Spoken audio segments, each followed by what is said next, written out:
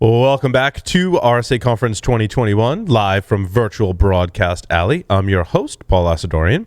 Joining me for this micro interview is Drew Rose, the founder of Living Security.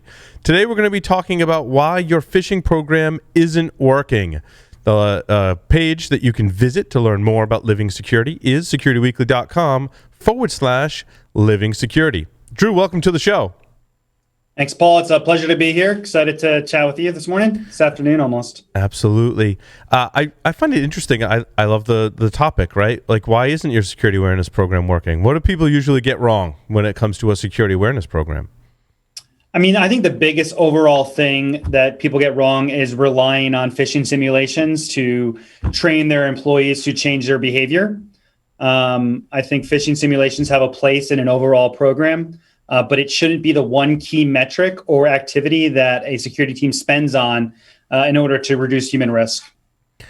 I agree, because I think you can always use a phishing simulation to trick people. And like, what does that really teach them other than like, you can be more creative and get people to click a link? Like, my favorite one is I spoof an email and say, hey, I'm from the IT security department and you want a prize because you're so awesome at security. Click the link to claim your prize. We can be as creative about it as we can. All that proves is our creativity, not really helping the user, right? Yeah, I mean, it becomes, a game to some people, and they actually are hurting the culture and making it harder to change behavior.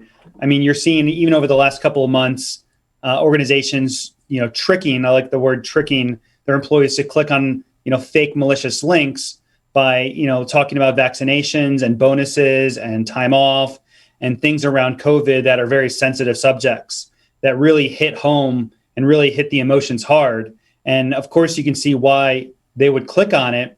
But again, that's not really showing that you have a weak program or your end users aren't, have a good IQ around phishing. It just shows that you're willing to stoop to any level to get your metric numbers high, which, again, isn't good. It's just not helpful and it's hurtful. I think better, in my opinion, a better strategy is to instill upon your users the notion and part of the culture that any communication you get, if you think of it as is a lie, the first thought, then it doesn't matter how we trick the users. I've trained my users, and we've done that here at Security Weekly, largely through like osmosis because they're listening to all of our shows. Any communication you get is probably a lie, right? Yeah, I like the phrase trust but verify, right? Like, you don't have to walk around just like feeling everybody's out to get you, but you don't want to just rely on a message or an email and say, oh, I'm good here. And so verifying, why am I getting this message? What does it have to do with my life? Is it as important? Is it too good to be true?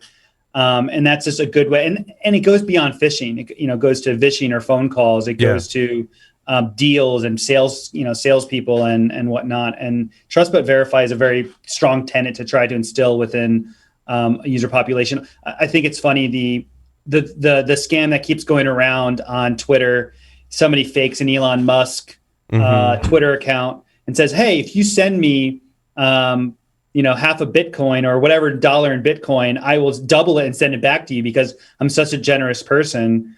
And in fact, I had a family member text me the other day with a very similar scam. And I had to be like, man, do you think this is real? And he's like, yeah, it was on this website. I'm like, is this legitimate? Have you ever been to this website before? And I really had to kind of make him think through like, no, this seems great and awesome. And it would be good for your wealth if it was true.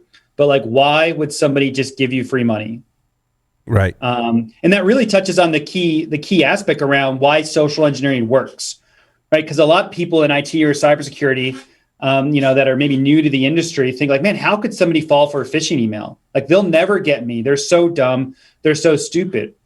But most of the time, when an end user falls victim to a social engineering attack via email or a phone call or a smishing, it's because they're caught up in an emotion. They're not thinking rationally about what is wrong with this that could make it bad. They're thinking about all the positive things that can come out of it or the negative things they can avoid. And that's why, IRS scams, healthcare scams, free money, like those are always going to be the easiest because somebody's like, man, this money would really improve my life. This has to be good. This is good for me. I'm not going to think about the bad things.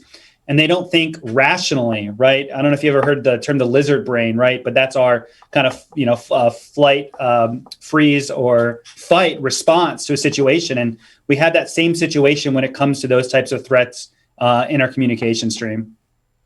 Is it about teaching good habits to people? Is that a good way to kind of phrase it, rather than teaching them about each individual scenario? Exactly. So I think we take two approaches at Living Security. Our ultimate goal is to change behavior to reduce risk, right? And that behavior change is about introducing good habits. Like pause before you click. Mm-hmm. Think through the scenarios of why this is important to me. What does it have to do? Is it too good to be true? But the second thing we try to instill, especially with our clients, the ones that are purchasing our products, is it's all about relationship building. My last position before starting Living Security, I really took a dramatic approach to human risk management or security awareness training, where my goal was to develop a relationship with all 3,500 users that were in my purview. I wanted them to know who I was. I wanted them to know that I was not out to get them, that if they made a mistake, they weren't in trouble, mm-hmm. and that it was important for them to come to me when they had questions, and that I was never going to be too busy to answer their questions on email threats, web threats, lost devices, password management, password managers, because if I can get in front of the problem, that is going to help to reduce the potential for risk in the future. I think the culture of fear is not the right approach here. I don't side with that the user should have their pay cut, be fired, be forced to do training as punishment. I don't think that works here. I think positive reinforcement is the complete strategy here. 100%, Paul. When I was just on a call this morning with a new client, and they were talking about, man, all of our clients are asking us if we're doing phishing, in the vendor risk assessments we all have to fill out. And it's something that they're asking us if we're doing phishing, because it's such an easy thing to say to the board. Oh yeah, they're doing phishing. Okay. They have a good posture. And that's a conversation for, maybe the second half of this talk or another time. But the recommendation I gave him, because he said on the phone, like, he didn't think our culture would be receptive to phishing simulations. And I completely could agree where he came from. And I walked him through my story of the last time I started a phishing program from scratch. And the first thing that I did, because I wanted to build a positive reception to phishing simulations, I told people that phishing simulation was coming. Mm-hmm. I said, hey, team, in an email, we are just about to launch our phishing program. We all know phishing can cause big problems. At our company, this is what it can do to us. And in the next week, I'm going to phish this entire company. Okay. And yeah, I had a really low click rate and it was great. But that wasn't the point. Like, for me, it wasn't that metric that was important. For me, it was starting the program off, kicking it off with, hey, this is for the good of the company. Yep. This isn't for me to come and make fun or embarrass somebody or make public a list of all the people that fell for it, and for them to get bought into the why, right? Why is it important that we're phishing people? Most, from what my experience, what I see in immature security organizations is they don't tell their end users why they're doing, fill in the blank security technology. All they see is that this new security technology process product is getting in the way of me doing my job, versus this security technology is ensuring that I'm going to have a paycheck for the next 6, 9, 12 months, because our small business or our large business, the stock is not going to be impacted. We're not going to lose a bunch of revenue. We're not going to lose trust in the industry because we fall victim to a scam. Yeah, I think it can be used as part of culture building in your example. If you're open and transparent that a test is going to happen, the users will collaborate with each other. And someone may say, I totally clicked on that. And the other person may say, well, I thought it was phishing because of XYZ. They can collaborate. They can have an open conversation with each other, with the security team about it. And it's more of a positive thing that helps build culture rather than a punishment system. Yeah, I mean, I think I want to say the pinnacle of the success of the program, but like the biggest aha moment that I was doing a good job was in an executive committee meeting with, the C-level executives of a $9 billion company, and the COO voluntarily raising a hand saying, I fell for that last one and I'm never going to get caught again. And him kind of throwing that gauntlet down of like, I got caught, but Drew, it's never going to happen again. And him responding that it is a positive thing and what he learned from it to the rest of the executive team. And that sentiment from the top down, that is what shifts culture. And that's when people start getting excited about it. Are there other things that you like to instill upon users, outside of, phishing simulations that can really just help in general to make your organization more secure? Certainly. I mean, a lot of we were talking before we jumped on, we've crossed paths before. We used to host physical escape rooms. Yeah, those were cool. Yeah, that's a great idea. I think one of the last ones was at InfoSec World in Orlando. We were right next to each other. We have since transitioned those to completely virtual offerings, and they've really taken off. Nice. But to answer your question, that teamwork, that building a team around cybersecurity, good cybersecurity hygiene, and opening up the conversation between the internal team members that do not have a cybersecurity background is another great behavior that we try to instill in our clients of like, if you get 5 or 6 people in a room going through an exercise together online and they're having to ask each other questions and they're having to help each other out, we kind of are diminishing that intimidation factor of like, oh, I'm stupid, I should know that. And they're afraid to be vulnerable within their team. Versus one of the first ways of, hey, is this a risk? Is this a threat? Is just to ask your neighbor, right? Just to, hey, send a Slack message on the team. And if you can be open with each other and you can help each other internally be more secure, that's absolutely another habit that we try to instill with our products through our Living Security Teams offerings. Yeah, I think it's a huge win when your organization as a whole not only cares about cybersecurity, but cares about protecting the company from threats in general. I mean, that obviously cybersecurity is a big part of that, but threats in general, I think is really important. Yeah, it's all about the why. Again, we talked about this a little bit earlier. It's all about like your end users should know why. Like, how does this threat impact our company specifically?